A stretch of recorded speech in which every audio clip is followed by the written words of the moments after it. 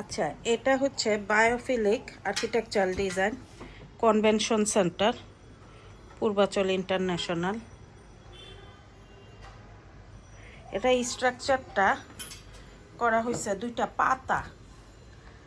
পাতা কেন করা হলো, যে এটা আবার পালতোলা নৌকারও একটা ফর্ম, পাশে আমাদের একটা নদী আছে এটা। আর এখানে যে সোলার ট্রিগুলি আছে, হ্যাঁ, সোলার রুফ আছে, তারপরে পুরা গ্রিন এনভায়রনমেন্ট। আমি মডেলে এত দেখাতে পারছি না।